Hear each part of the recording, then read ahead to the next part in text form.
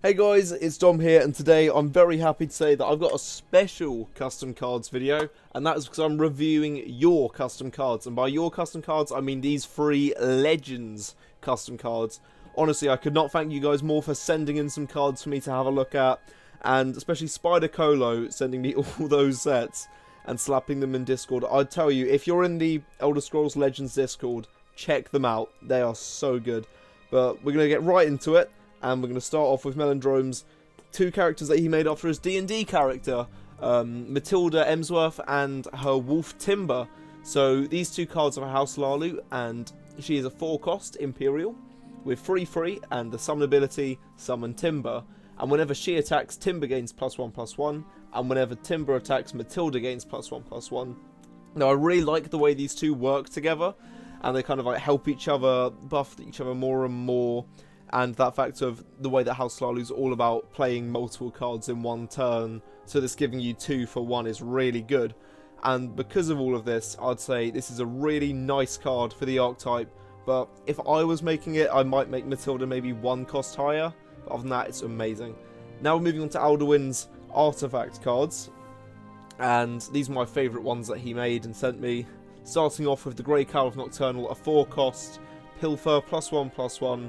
And the equipped creature gains cover, and it also gains +2 health straight off the bat. I really like this because it kind of gives you that ability to just smack your opponent and then have that unit hide away, and forces out your opponent to play any form of removal card if they want to get rid of what you're playing. And as Pilfer is one of those really kind of weird archetypes, I think this would be really nice and helpful for it.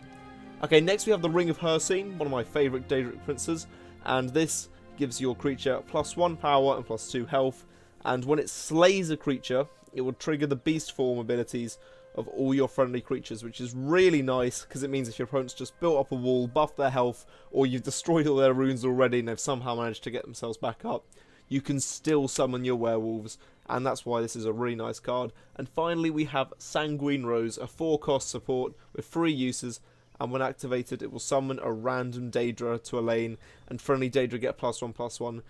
I think because of how many Daedra were added during Jaws of Oblivion and the Power of Oblivion Gates, this should probably end up being more like a 7-cost now, but it is still a really nice card nevertheless, and I think something that would definitely fit in a few Invade decks. Okay, now starting off through Spider Colo's amazing collection, I've taken out some of my favourite cards and I'm going to show them off in a few bulk packages which kind of go together.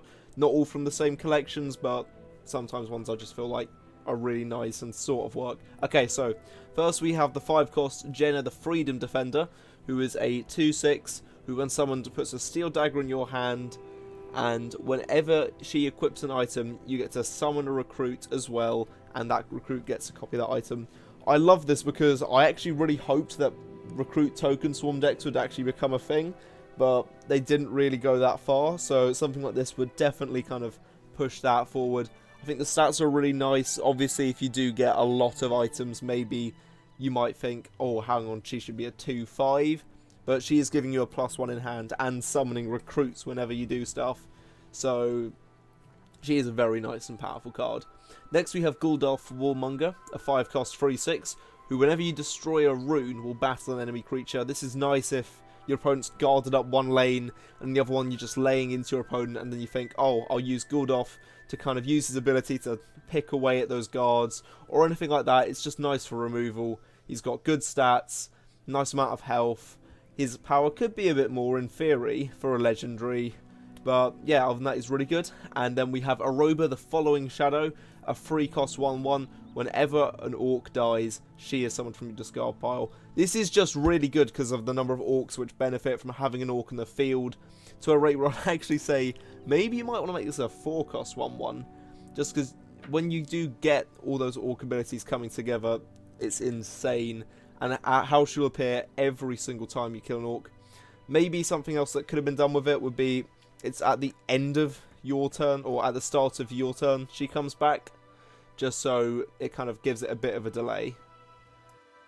Okay, next we have a bunch of follower cards which are made for the triple attribute decks, and these are my favourite 4. So you've got Red Run Follower, who will gain +1 power and rally if you've got willpower, +1 health and rally if you've got endurance. This is just nice because you can have a 1 cost 2/2 with rally 2 if you've got the correct willpower. And I feel like that's all about what rally means, just having those units which keep on buffing each other. Empire Follower is really nice because it falls into that synergy of buffing the other lane, as well as being one of those cards which will summon you more tokens. And like I said earlier, recruit tokens I feel like just weren't used as much as people might have wanted them to be. Covenant Follower, this is really nice because it will give you a steel dagger with mobilize, which is a 2/1 in your hand for 1 cost, and it will also give an item in your hand +1/+1 and ward. So those two together, it can be really cool, really fun, and really powerful. And then finally, Hlalu Follower. If you have a strength card in hand, you get an action which is a 0 cost, as well as willpower. You also get another 0 cost action, meaning those plot abilities that you're trying to get off will be a lot simpler because you'll always have a 0 cost card in hand and a spare one for the next turn as well. These ones are really nice, and I actually kind of wish cards like this would be added to the game, as it would just definitely give triple attributes a bit more of a kind of background. Right, so next we have the Werewolf cards he made, which were really cool. We've got Hungry Predator and Vengeful Werewolf, which work so well together, it's amazing. So you've got Hungry Predator, a 4-cost 7/7, who when summoned will summon 2 Kvatch soldiers with guard for your opponent. Doesn't say there which lane, but I'd assume it's 1 in each, or it could be 2 in the same.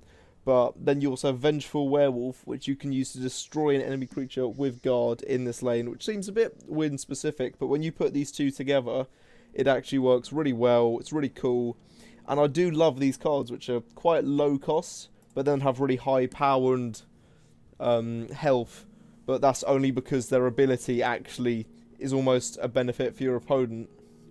And it's nice to see having these cards pre-planned, which work together to kind of fight back against that negative effect for your lower cost cards.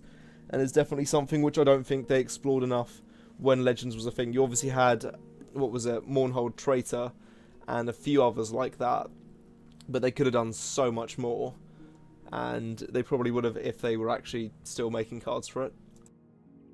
Right, now we got some spell sword cards I really like. One, which is Asaros, Prophet of the Nine, a 5-cost 3/3 with Prophecy Guard, and when he's summoned, you may play a Prophecy card from your discard pile for free. This is really nice for just getting like a Piercing Javelin back, or something that can really just throw off your opponent, and can kind of play into that control spell sword deck.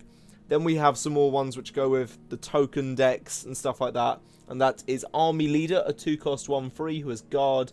Army Leader gains +1/+1 for every 1-cost creature you summon. So obviously, if you're going to be swarming out tokens, he's just going to go completely crazy. But I kind of like that.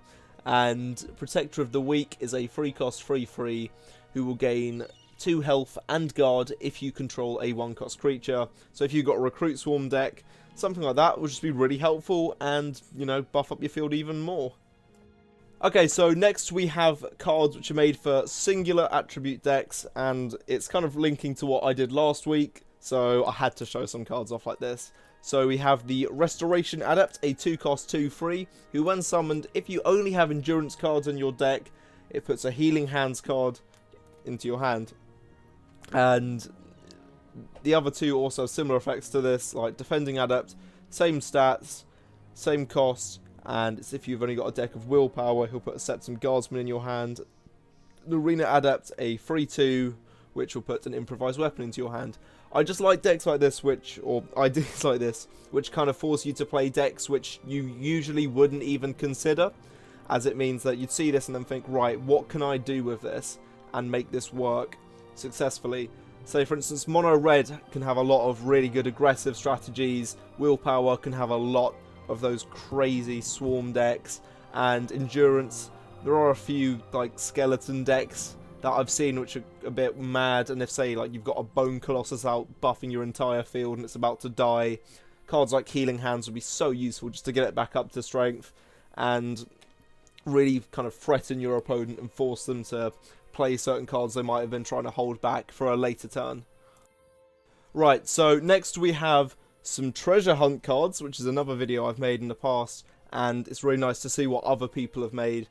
And these are the Lurking Traitor, a 2-cost 4/4, who has Treasure Hunt any card and will discard that card, which I think is a really bit of a dangerous card to have in your deck, but is also really cool. 4-cost Explorer of the Deadwoods, which is at the start of your turn. If there's any friendly creatures with Treasure Hunt which are still looking for treasure, you get to draw an extra card, which I think is really nice for draw power. And as there's not that many cards with Treasure Hunt in the game, something like this wouldn't be seen as overpowered, and is actually something which is really cool and kind of just gets you a bit closer to that card and stuff like that. And finally we have Haunter of the Lost, a 4-cost 2/2, who has Summon and Treasure Hunt, so 2 abilities here. For a 1-cost card, he gets to draw a card. So not only do you summon this, get 1 card, it's also when you draw a 1-cost card, you get another card on top of that. Meaning Willpower could have some form of draw power synergy there, and something like that is really nice, and definitely would fit into a few decks here and there. And it's definitely something which, if explored further in the game, could be really cool and make some nice Treasure Hunt decks. Okay, so now moving on to some dragons, we have Minloxdrun, a 5-cost 3/3 with Prophecy. Summon, play a shout from your discard pile at level 1, upgrade your other copies of it. I think this is quite nice, and in my opinion, I'd actually say that it would be a bit better if it didn't upgrade your other copies, just because it would mean that they can shoot up, and with the number of cards in the game that can duplicate shouts, maybe this would be a bit risky. But then again, I feel like, as there's not going to be any more cards in the game, we could probably get away with that effect. I do like it though that it does have to be at level 1, instead of, say, just getting off the most powerful one because you've already fire breathed X amount of times or something like that. And then we also have Scaled Ambusher, a 4-cost 5/8, who when summoned also summons a random creature from your opponent's hand. It loses cover and doesn't get any summon or plot ability, which is actually a really nice mix of abilities in my opinion, because it does drop a really powerful monster for you, but it could also summon something really powerful for your opponent for free, or it could actually summon something really weak for your opponent and just cut off its summon ability, which actually sort of screws them over. And I think it's that just RNG probability that you can't control, but nor can your opponent, which I really like and thinks could actually make this a great card. Okay, so now we've got the cards which work with dragons in your graveyard, but not actually are dragons. So we have the Huntress of the Scaled, who is a 3-cost 4/2 Nord with Breakthrough and Summon. If there's a dragon in your discard pile, this card will battle an enemy creature. Something really nice, really simple, and would go really great in some like Dragon Archer decks, Battle Mage Dragons, ones that you just don't see that much, just so it has like an extra card of removal. And we also have the Cultist of Golden Bones, a 4-cost 3/5 guard, who will have Prophecy if you have a dragon in the graveyard. And we don't see enough cards like this which have Prophecy, but only under a very specific condition. And I think this is definitely something which we really should have explored more. And although it is quite easy just to get one dragon in your graveyard, it will still take a few turns. And if your opponent is playing aggro and they break your first few runes really quickly, Cultist of Golden Bones isn't going to get its bonus ability, and it's just going to be a 4-cost 3/5 guard, which is still really good, but everyone loves a free Prophecy, let's be honest. Okay, so now we've got some weird ones. We've got the Skeever cards. Skeever Infestation is actually a really nice card in the game, really cool, but there's just not enough around it. So cards like this will actually really help it out.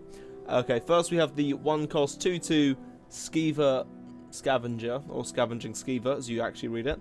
It is Summon, consume a creature to put 2 Skeever Infestations in your deck. Now this is really cool, because it's using the consume mechanic, which is something that Skeevers would do, and then puts those cards, which realistically makes sense with the ability, in your deck.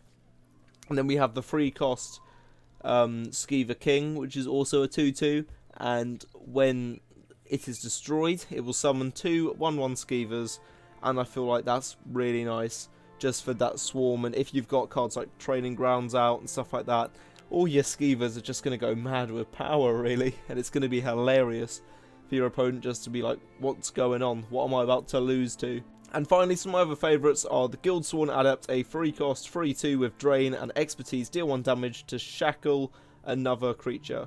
So this is just really nice as it will get you a bit of health whenever it does that 1 damage. And the stats are quite nice as well. And it does actually seem sort of balanced, might be a bit on the edge of overpowered. But I think it's actually really nice and it's definitely something that Guildsworn would want.